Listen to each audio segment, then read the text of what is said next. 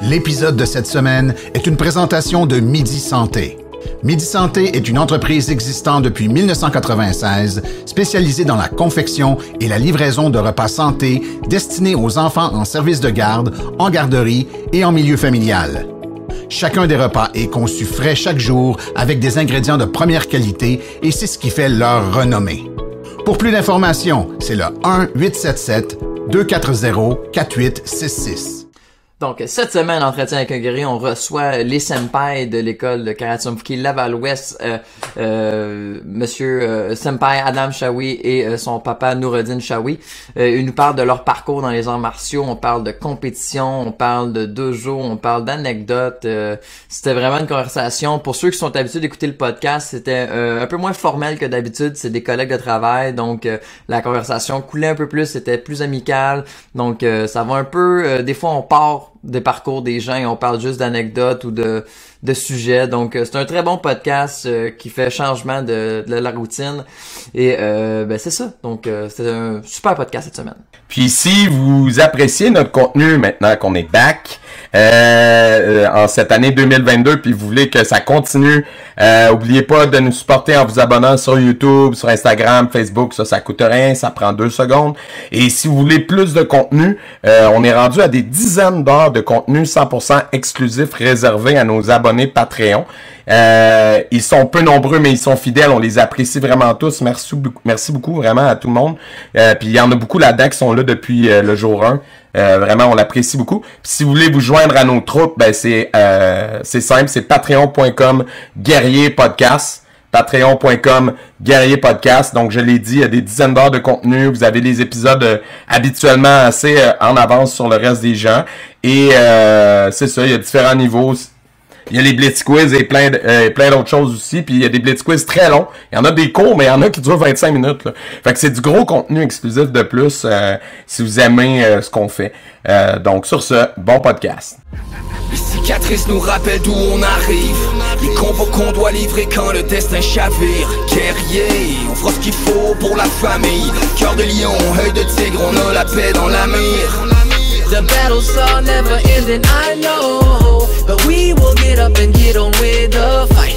And we'll do whatever for what is right. Just put your trust in us, in us. Donc, cette semaine, Entretien avec un guerrier, on reçoit senpai Adam Shawi, accompagné de son papa, senpai Noureddin Shawi, les deux copropriétaires de l'école Karaté Sunfuki Laval-Ouest. Donc, bonjour les gars, ça va bien? Bonjour, ça va et vous? Oui. Ça va bien. Merci d'être venus les gars, on adore ça, le duo père-fils. Parce que Adam, t'as une belle carrière, les gens qui te connaissent en compétition, on te voit tout le temps, mais ton père est jamais très loin, fait que c'est le fun de le voir aujourd'hui au podcast, on est vraiment content de ça. Super content. Excellent aussi. Là. Fait qu'on va commencer par Adam. Ouais. Vas-y. Vas-y. Ben j'allais dire peut-être à tour de rôle si vous pouvez nous mettre en contexte comment les arts martiaux sont arrivés dans votre vie. Puis si c'est interrelié, ben vous ferez le lien entre les deux histoires, là, on veut entendre ça. Ouais, je commence par moi, là, parce que moi, dans les arts martiaux, j'ai commencé pas avec le karaté dans mon jeune âge. Dans mon pays natal, c'était le soccer, mais après, au fur et à mesure avec le soccer, j'avais entamé un peu de la boxe, l'aïkido, et en immigrant ici, 5 ans ou 4 ans plus tard, senpai Adam a commencé le karaté. Et comment j'ai atterri dans la grande famille Sunfuki, c'est à cause de Jeanne-Marie Evdiker, que elle, comme on avait dit tantôt, est très spéciale. Elle m'a dit une fois que je suis pas game. Et juste cette phrase-là, ça m'a cherché là. Vous voulez que je sois game? Je suis prêt à l'être. J'ai commencé. La même semaine, j'ai commencé et j'ai pas arrêté jusqu'à aujourd'hui. Je suis dans la grande famille Karaté Sunfuki. C'est ça mon parcours depuis le début, mais avec Karaté Sunfuki, c'est grâce à notre grande Marie Evdiker. Ouais. Adam, à quel âge? Quel âge t'avais quand t'as commencé? Je m'en souviens que je voulais pas faire du karaté quand j'étais petit. Puis c'est mon père qui m'a poussé dedans. Je sais que je m'accrochais à la porte puis je voulais pas rentrer. J'avais 5 ans et demi, 53 mois, un truc comme ça. Puis je voulais juste pas. Puis quand je suis rentré, avec le temps, j'ai commencé à m'attacher parce que Shihan Marotika, c'est une personne qui présente, c'est une personne, tu sens sa présence. Puis avec le temps, j'ai commencé à aimer ça. Et plus t'aimes ça, plus tu mets de toi-même. Ça fait 14 ans que je fais du karaté, puis je suis toujours ici. I guess. C'est venu naturellement. Ah ouais. Puis c'était comment, parce que on a comme pas le choix on peut pas éviter cette question-là.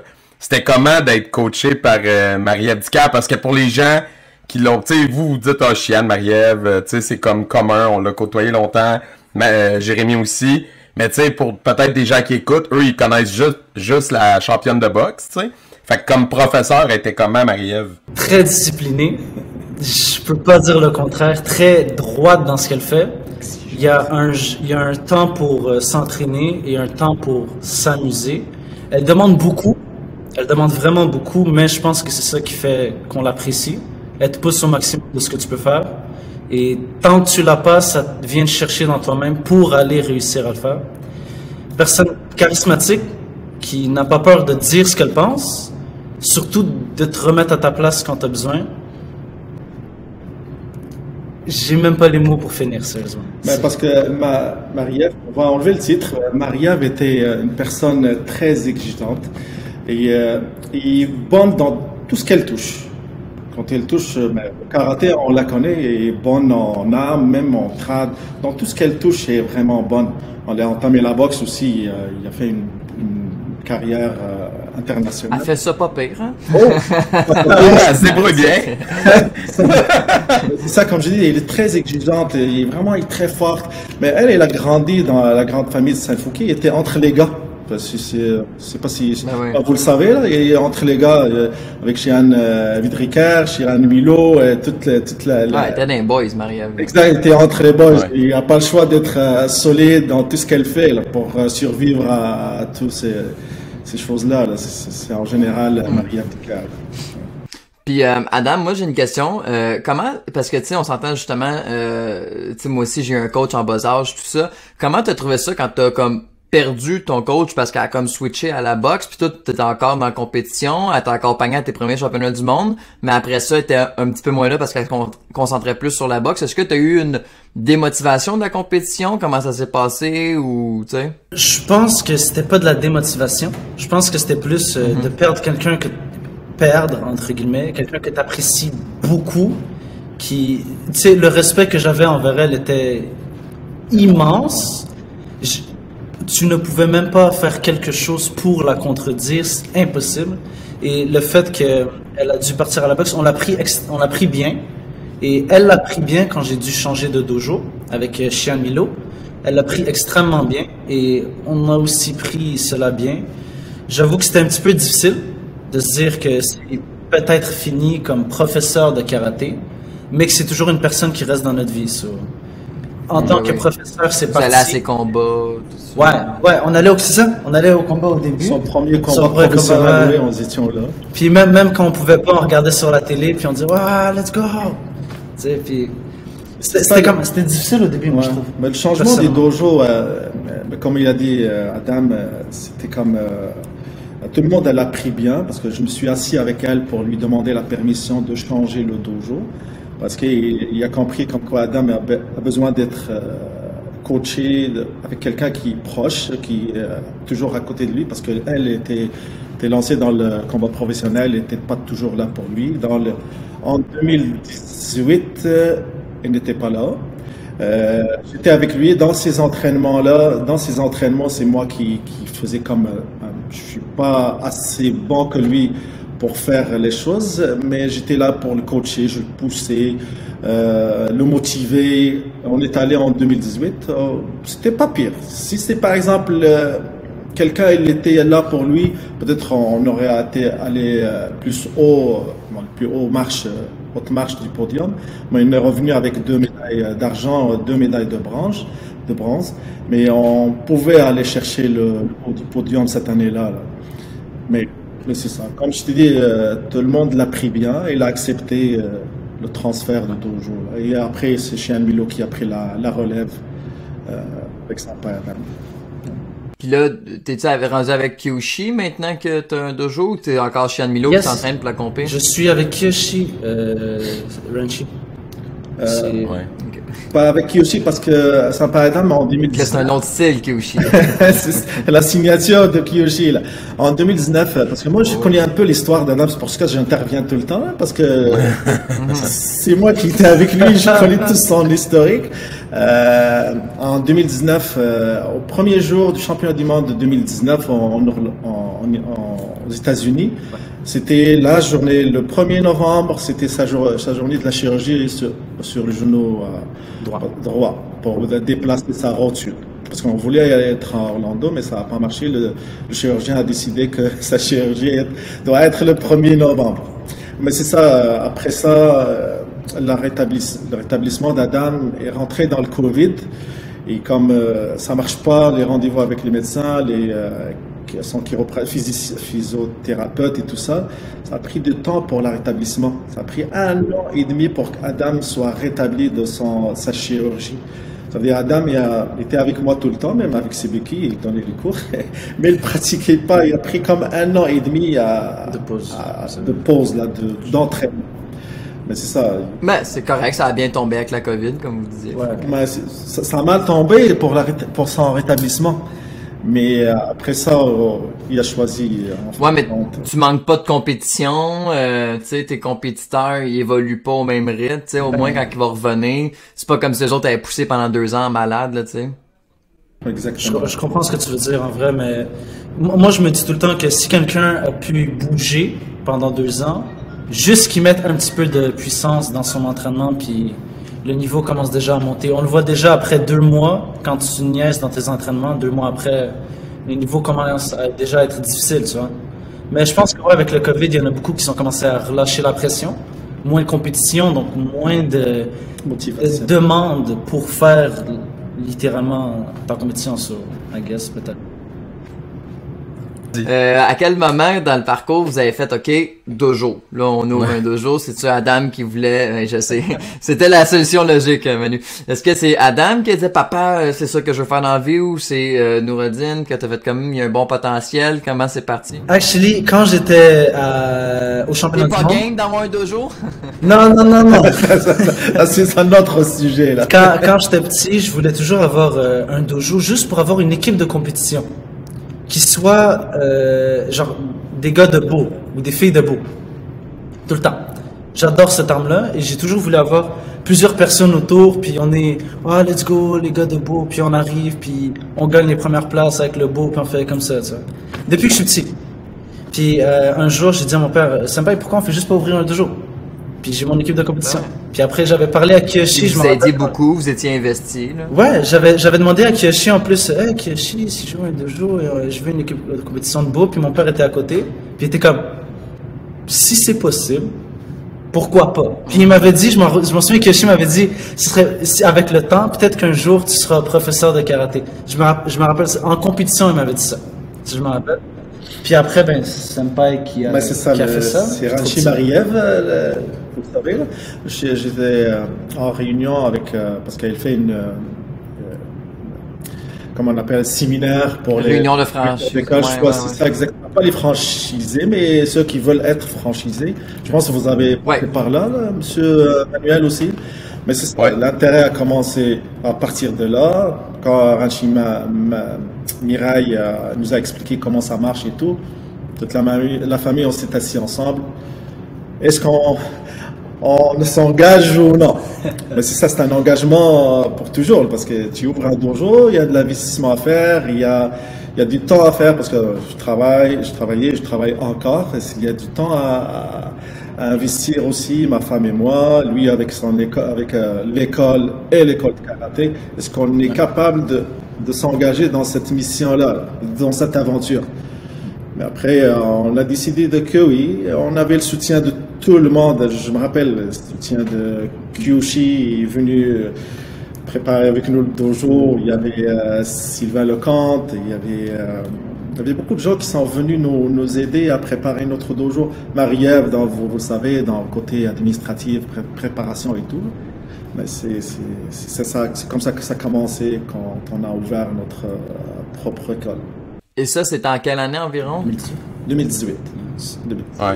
2018. On a signé la franchise le 2018, on a ouvert le 1er septembre 2018. Ma sous-question, parce que Nourdine t'a mentionné que tu travailles encore. Tu travailles dans quoi? Puis comment tu réussis à combiner les deux? Mais c'est ça. Il faut que tu aies de la motivation, il faut que tu aies de la passion aussi. Là. Notre passion envers le karaté, ça a commencé depuis que je suis rentré dans la famille Saint-Fouki.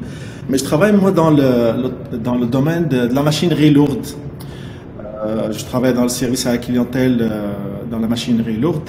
Et je travaille de 8 à 5 comme tout le monde. À 5 heures, il faut que je saute dans mon auto pour venir ici, préparer le dojo avant le premier cours.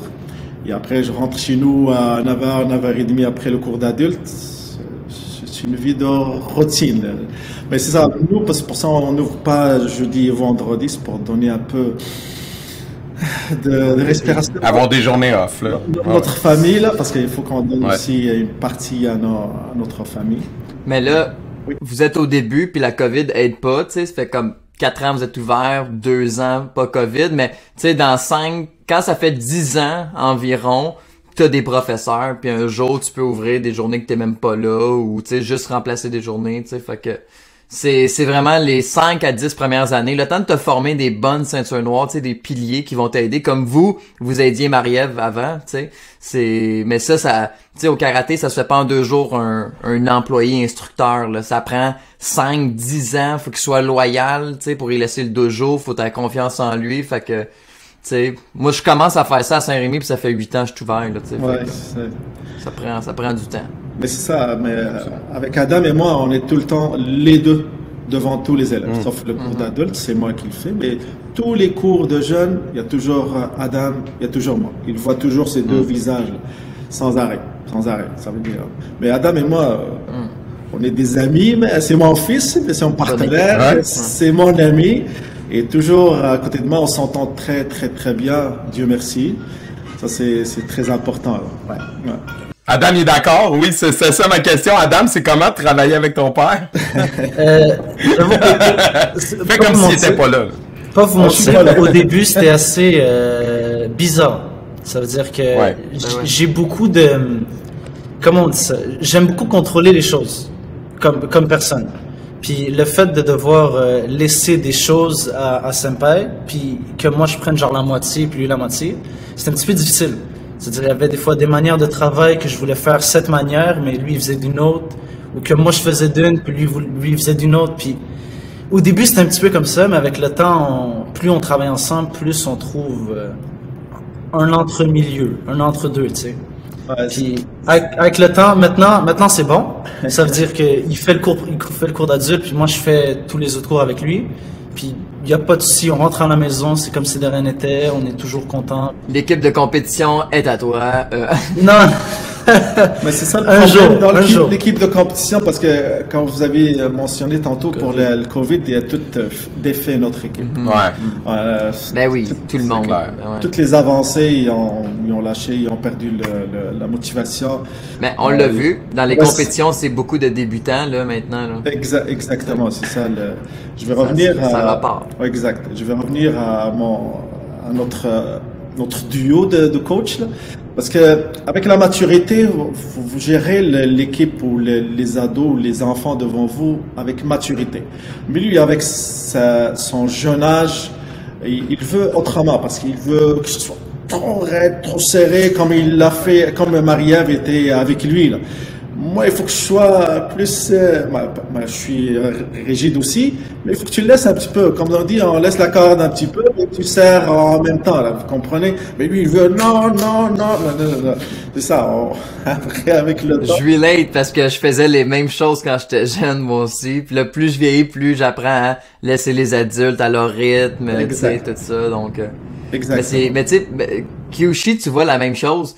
Tu sais, Kyushi, dans le temps, il était raide, mais il dit lui-même. Il dit, depuis que j'ai des petites filles, puis que je commence à vieillir, puis avoir mal à l'épaule, je suis plus indulgent. Mais c'est vrai, tu sais. Mais, fait que, quand t'es jeune, t'es raide, tu sais, puis il y en a que ça va jusqu'à 45, il y en a que c'est jusqu'à 20, ça dépend. Mais des fois, tu te fais une blessure puis tu deviens plus compréhensif par la suite. Moi, c'est ça qui m'avait réveillé un peu. Je pense aussi que Kiyoshi, une des expériences qu'il a, puis on doit tous développer quand on enseigne avec le temps, c'est d'apprendre à saisir nos élèves, tu sais, à bien... à comprendre que ton élève, c'est pas une copie de toi, là. Donc chaque personne est différente, donc il y a des gens qui vont pouvoir pousser beaucoup plus, d'autres moins, puis ça, d'apprendre à saisir. Puis Kiyoshi, lui, ça y prend 15 minutes avec quelqu'un, puis il a saisi la personne. Mais ça, c'est l'expérience. C'est juste l'expérience, c'est les années d'expérience, ça, c'est vraiment... vraiment... Quand il fait un test avec des gens de... Tu sais, 12 dojos différents, 12 profs, 12 manières, puis ils saisent le monde, comme tu dis, au début de l'examen à peu près, puis tout va bien. C'est vrai. Vraiment. Shout out à Kiyoshi. On dira pas assez. Puis, toi, Adam, parce qu'on a parlé de l'école, parce qu'on a parlé de la job à papa, toi, au niveau études, est-ce que là, t'as mis ça de côté pour dire, non, dans le fond, moi, ce que je veux faire, mon plan de carrière, c'est enseigner à temps plein? Ou tu continues quand même quelque chose on the side? Je continue toujours quelque chose on the side, comme tu dis. C'est plus... je me suis toujours dit qu'il fallait toujours... ma mère m'a toujours dit qu'il fallait toujours un papier. Puis il y a... Papier veut dire un diplôme, là. Il y a souvent que je me disais que je voulais juste pas. Mais avec le temps, je me dis, j'aime bien apprendre des affaires. Pourquoi pas juste apprendre quelque chose? Ça va servir un jour, au cas où. Mais au moins, j'aime ça. Puis surtout dans les maths, puis des trucs comme ça, j'aime bien ça. J'aime ça en faire, simplement. Je continue l'école. C'est quoi, t'es-tu en business, genre de quoi de même? Non. J'aimerais être software engineer. Ça veut dire le gars sur l'ordi là, qui code. Toute la journée. Ouais, exact. Mark Zuckerberg style. Dans sa chambre, puis il règle des problèmes, tu sais. Mais... c'est toujours un truc, j'ai bien aimé les ordis puis tout ce qui est informatique depuis que je suis petit. Mais je me disais toujours que c'était pas un job. Puis avec le temps, j'ai regardé l'échelle salariale qu'il y a puis le travail que tu peux faire. C'est incandescent le travail que tu fais pour ce que tu prends. Puis je me suis dit, ben, pourquoi juste pas y aller, tu sais? Pas perdre mon temps puis juste d'aller faire quelque chose de sa vie. Sinon, au cas où, si Senpai il veut me donner le dojo quand il sera plus vieux, je le prends. Ça me dérange pas. Mais au cas où il veut le garder, s'il veut le garder, qu'il le garde. Puis qu'on reste ensemble. Moi, c'est pas sûr, certain. Non, mais on rit, mais c'est vraiment un job que tu peux faire, je pense, jusqu'à la fin de ta vie. Là, comme il n'y a pas vraiment d'âge de retraite quand tu enseignes les arts martiaux, je pense, moi. Personnellement, je veux dire, oui, il y a peut-être des choses que tu pourras pas démontrer par toi-même. Tu vas prendre ton élève avancé, tu vas dire, hey, fais-moi whatever, quel truc... trop tricky parce que t'as le genou fini, mettons. Mais t'es capable d'enseigner, puis au contraire, l'expérience devient un atout dont tu peux faire profiter les élèves. Ouais. Puis sinon, là, avec le COVID, tout ce qui est arrivé, bon, on en a parlé avec pratiquement tout le monde depuis 2 ans, parce que ça a donné qu'on a commencé le podcast, puis le COVID est arrivé. Mais vous, de votre côté, comment vous avez pu garder la tête hors de l'eau, disons, ouais? Parce que ça n'a pas été facile. Dans une grosse métropole, Laval, là, tu sais. Les loyers commerciaux à Laval, c'est pas donné. Hein? C'est vrai, là. Nous, en début de 2019, l'école commence à s'épanouir. On commence à avoir plus d'inscriptions. C'était parfait pour nous. Après le mois de mars, on dit enfin. C'est là que ça a tout mis à l'eau. Mais avec la subvention du gouvernement pendant ces mois-là, avril, mai, on a fait le camp de jour. Ouais. Le camp de jour, c'est lui qui a sorti le dojo pas dire la faillite, là, de nous sauver. C'est le camp de jour. On a survécu ces 2 mois-là de camp de jour. Après, ils ont ouvert le mois de juin. On parle du mois de juin de 2019. Et à partir de là, on est bien. On est vraiment bien. Parce que, ouais, c'est ça. Parce que 2018, c'était pas bien pour nous, là, parce que c'est le début, c'est normal pour un début de dojo, c'est pas. C'est exactement 2000. Mais c'est pas 2019 qu'on a fermé le dojo, c'était le mois de mars 2020. C'est exactement. 2019 était comme pas bien. Pour compléter, on n'avait pas assez d'inscriptions pour pour payer le loyer et tout ça. Et comme je l'ai dit, on a travaillé le mois de septembre 2020. Le dojo a commencé à grandir et tout ça. Mois de janvier, février, mars, c'était parfait là. Wow, fermé. Et c'est le compte jour qui a sorti le dojo vraiment. Là. C'est ça. Et après, ça marche. Comme tout le monde, le dojo est full avec. On déborde là. Ouais, les gens ont vraiment pas besoin de pub, ils viennent par eux-mêmes. Ouais, tout le monde est tanné d'être à la maison, là, c'est clair. Les gens ont faim. C'est vrai, Jérémy, ça fait longtemps. J'ai pas fait de publicité sur Facebook. Ça fait depuis le Covid, j'ai pas fait ça. Parce que les gens nous écrivent, ils veulent venir, ils veulent sortir, exact. Dès que ça ouvre, les gens écrivent, les gens appellent. C'est vrai ça. Ouais. Puis, c'était quoi vos inspirations, ou disons, avez-vous des modèles dans les arts martiaux, des gens, peut-être, ça peut être dans le cinéma, ou des athlètes qui vous inspiraient, qui vous ont peut-être inspiré, soit dans le milieu de la compétition pour Adam, ou dans les films, pour Nourdine étant jeune, parce que on n'a pas mentionné le pays d'origine, mais c'était quoi un peu les influences arts martiaux étant plus jeune, peut-être aussi? Qu'est-ce qui se rendait à vous? Tout le monde a vu le Karate Kid quand nous étions jeunes. Là. Le monde est passé par là. Les Jackie Chan, Bruce Lee. Des fois, je commence à enseigner le nunchaku. Pas la plupart, mais il y en a. Vous savez c'est quoi? Ouais, on dit le nom. Vous savez qui est connu par un nunchaku? Quelqu'un des arts martiaux, un ancien. Vous connaissez Bruce Lee?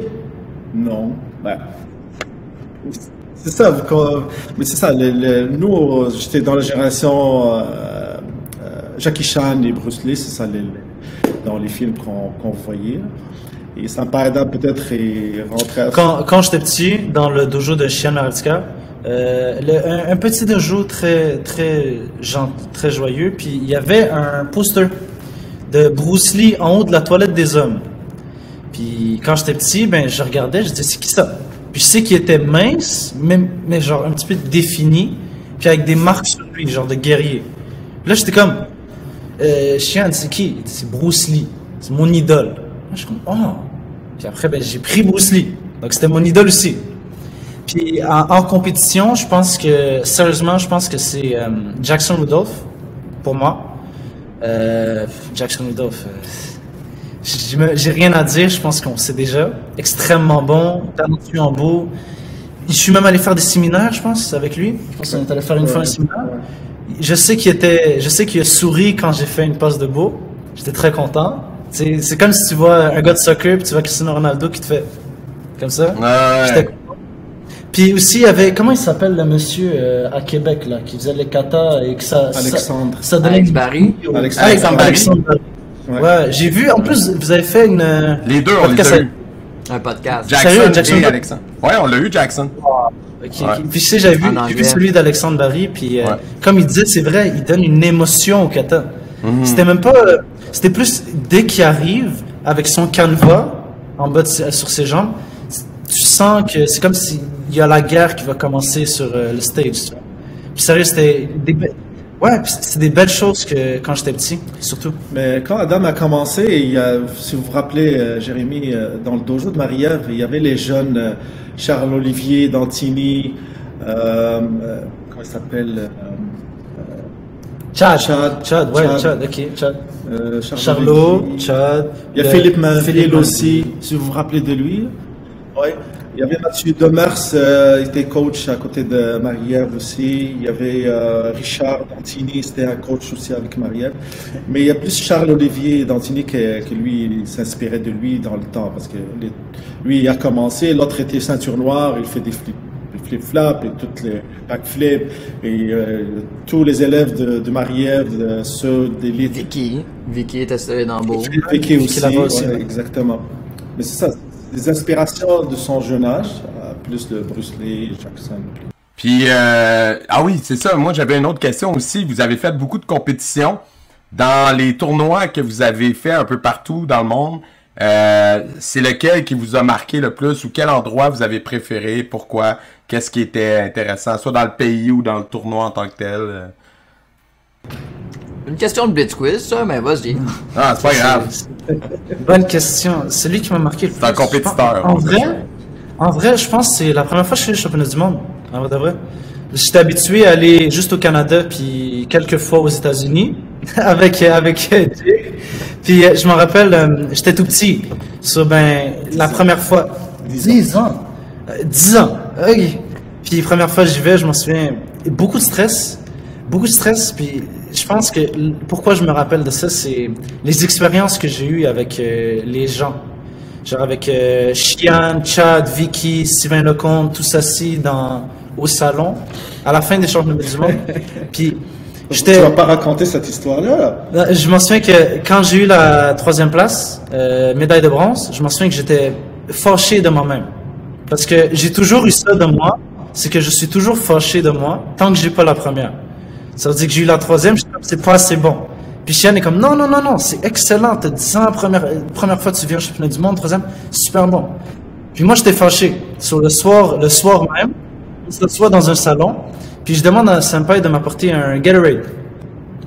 Il m'apporte un Red Bull irlandais. Non, c'est un Gatorade, mais... J'ai vu, c'est une boisson... Pas le même canadien, là. Un Red Bull, puis je commence à sauter comme ça sur la chaise, parce qu'on joue aux cartes, puis mal à 10 ans, genre tout, comme ça.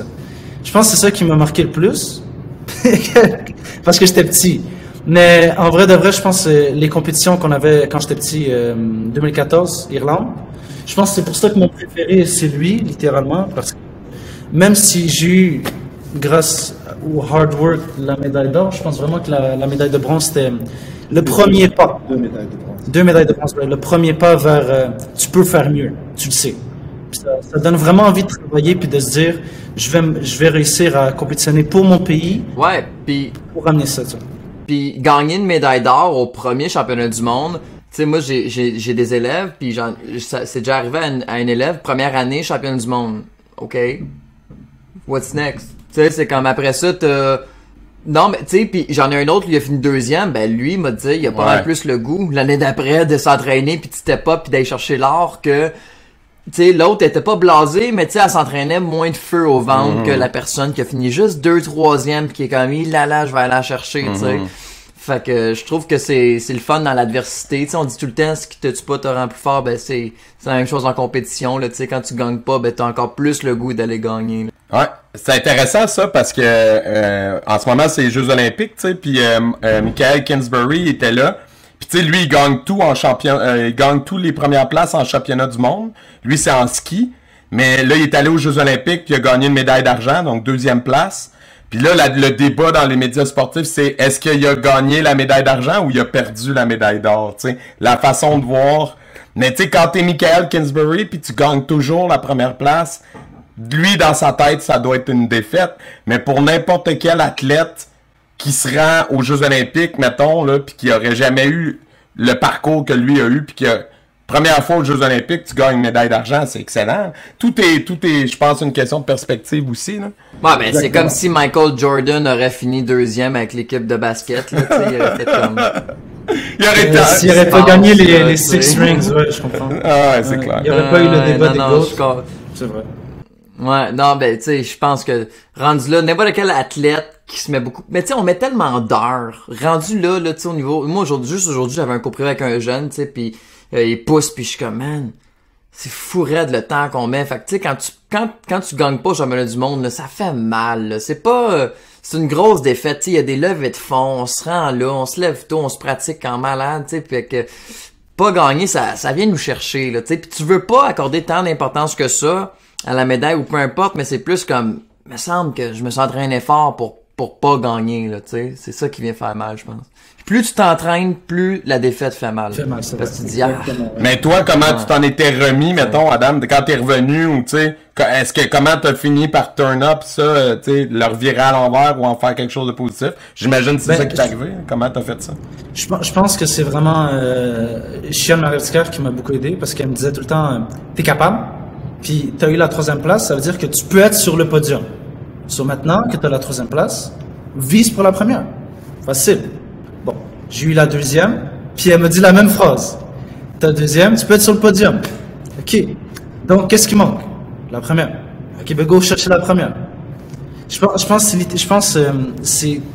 très, je pense que c'est vraiment juste dans la tête. Tu te dis j'ai 3e place, il y en a qui vont se dire je suis pas assez bon, j'arrête. Il y en a qui vont se dire j'ai pas eu ce que je voulais, je vais pas arrêter. Je pense que c'est vraiment comment tu peux le prendre toi-même. Ça dépend aussi du potentiel aussi. Même juste comment tu réfléchis dans la vie. Est-ce que tu vas te laisser tomber par un événement ou est-ce que tu vas te relever puis travailler? Je pense que quand t'es karatéka, t'apprends à te lever quand t'as raté quelque chose. So, tu te lèves, tu work puis tu travailles ce que tu veux. Ouais. J'ai reçu beaucoup de coups de pied dans le derrière par Senpai et Shihan Iskar. Je pense que souvent, j'étais un gars j'aime pas ça pratiquer, mais quand je pratique fort. So, ben, pour m'amener à pratiquer, ben, il devait me kicker. Puis des fois, il me faisait pleurer dans les entraînements. Tu parles de qui, là? Toi. Puis il me faisait pleurer, il m'étirait. J'étais fâché contre lui souvent pendant des jours. Jérémy, là, parce que tu sais, quand tu fais le trad, un bon stand, ça fait flasher l'arbitre, tu le sais. On arbitre tous un bon stand. Si tu n'as pas un bon stand et tu fais, par exemple, un kata ibino, là, parce que lui, il faisait kata ibino dans le temps, là, si tu n'as pas un bon stand, même si tu es fort et tout, il y a quelque chose qui marche pas. Être dans le top 3 ceinture noire, ben ouais. Ouais, c'est ça. Je descends dans le sous-sol, fais-moi des bons stands. Et je travaille avec lui, je vous jure, là. Collé au mur, bien assis, je pose les genoux, lui est en train de pleurer et moi je pousse sur ses genoux. Je ne vais pas le blesser là, il y a des limites là. On a travaillé sur All Stars pendant longtemps, ils sont sortis. Parce que tu as besoin d'un coup de pied pour que tu puisses le faire comme il faut. Mais c'est ça. Le travail de Marie-Ève Dicker et mon travail aussi à le pousser en arrière, là, ça a donné son résultat. Mais je pense aussi que quand tu commences à avoir une habileté pour quelque chose, on va dire, je prends l'exemple du beau, j'avais pas de problème à pratiquer ça. Parce que je m'amusais. Parce que je l'échappais pas souvent dans les entraînements, puis je m'amusais à faire, je suis comme, je suis capable, ouais. Sauf que, comme humain, quand quelque chose est facile pour toi, tu vas aller le faire. Quand quelque chose est difficile, comme les Holsteins, l'étirement, j'ai pas envie, comme le cardio aussi, courir, je veux pas le faire. Puis c'est lui qui devait me pousser pour enlever mes lacunes, pour que je sois vraiment un athlète complet, puis pas avoir de haut et bas comme ça. Je pense vraiment que c'est vraiment l'arrière de moi, c'est lui, c'est l'ombre de Adam, mais je pense que vraiment c'est l'ombre qui a fait ce qui ressort que vous voyez. Genre. Comme il a dit Jérémy hier, il m'a dit tu l'as suivi dans son parcours, tu devais être là. Mais c'est sûr et certain, je l'ai suivi pas à pas dans son parcours jusqu'à maintenant. Ouais. Et ça continue. Mais c'est le fun d'avoir des parents investis comme ça, puis c'est de même que tu sais, il y en a pas. Moi, je pourrais dire. Tu sais, il y a des parents qui sont là, mais qui font pas de karaté. Tu sais, moi, ma mère a jamais fait de karaté, mais elle a tout le temps été là. Mais je pense que il y en a pour qui c'est ok, ils ont du plaisir, mais tu sais, vous avez tout le temps été là comme ok, c'est sérieux, puis on s'investit, puis tu sais, on est là, puis on va le faire à 100%. Et là, la différence, je pense, là, tu sais, puis je me souviens qu'il y avait des jours où je disais que je voulais plus faire de karaté parce qu'il me poussait trop. Ouais. Puis il y avait des jours où je voulais plus. J'étais comme non, c'est bon. C'est parce que je suis un gars que quand tu me dis souvent de faire quelque chose, j'ai plus envie de le faire. Ça va. Il y avait beaucoup de jours que je disais sympa, je vais faire du basket, sympa, je vais faire du football américain. Puis il me disait tout le temps, il me trouvait toujours une excuse. Il me disait non, tu vas te blesser, ton genou, Puis avec le temps, c'est plus, il me disait tout le temps, check comment t'es rendu au karaté, est-ce que t'as vraiment envie de recommencer à zéro dans quelque chose d'autre? Ou est-ce que tu veux continuer à t'améliorer dans quelque chose? Parce qu'il dit, c'est comme exponentiel, tu vois. Pendant genre 7 ans, tu vas être genre là, puis 3 ans après, tu vas faire boum comme ça. Il m'a dit, check, t'es à 7 ans, t'as même pas encore commencé, puis tu veux déjà arrêter. T'as fait le plus dur. Juste continue, puis ça va monter exponentiellement. Puis I'm glad que j'ai fait ce qu'il a dit. Ben, ouais, parce que sérieux, je sais pas ce que j'aurais fait. Ça rend humain, je trouve, le karaté. C'est vraiment, c'est vraiment un bon conseil parce que même Michael Jordan n'a pas réussi à faire le switch d'un sport à l'autre quand il s'est essayé. T'sais. Non, pour le golf. Non, pour le baseball. C'est le baseball, c'est vrai. C'est vrai. Mais genre, tu sais, comme quand t'écoutes The Last Dance, il y a un des coachs qui dit s'il avait continué, il aurait pu peut-être se rendre professionnel. Mais sauf que, comme a dit ton père, Tu sais, même un méga athlète, si tu changes de sport, c'est pas le même entraînement, c'est pas le même conditionnement mental, tout va être différent. Fait que t'as beau être un méga athlète, faut que tu reconstruises tes habitudes, tes automatismes, ton corps même. Parce qu'il disait, même son coach d'entraînement physique disait, là que t'es conscient que ton corps va falloir faire de la musculation différente, un cardio différent, tout est différent, là, c'est pas pareil, là. Même pour Michael Jordan, fait que, tu sais, c'est évident que c'est une autre game quand tu changes de discipline, là, c'est sûr. Ouais, vraiment. Mais je pense que toucher à plusieurs sports, ça veut dire tu fais du karaté, puis à côté tu fais d'autres sports, je pense que ça aide à t'ouvrir l'esprit.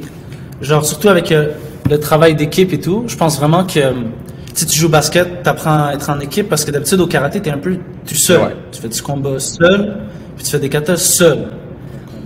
Ben, à part le championnat du monde en team, là, mais sinon, ouais. Puis je pense que vraiment le travail d'équipe, de voir d'autres gens, puis de devoir déléguer des tâches à quelqu'un. Genre, toi, t'es milieu, puis il faut que tu essaies de prendre un rebound. Je pense que ça t'aide à t'ouvrir l'esprit sur qu'est-ce que tu dois faire dans ton sport pour t'améliorer. Ah oui, ça, c'est clair. Ouais. C'est clair, c'est important de se développer dans plusieurs aspects aussi, physiquement et mentalement, là, pour être un meilleur karatéka, un meilleur artiste martial. Ouais, je pense que c'est clair. Hey, c'est un bon mot de la fin, je pense, les gars. C'était super cool. Merci d'être venus en ce samedi après-midi avec nous. Puis, merci puis on va vous garder quelques minutes de plus pour les abonnés Patreon. Les gens qui voudront voir cette partie-là, ben il faut s'abonner sur patreon.com/Guerrier Podcast. Puis, ben merci encore une fois. C'était vraiment cool. Un duo père-fils, on n'a pas ça souvent. C'est toujours intéressant d'avoir des tandems.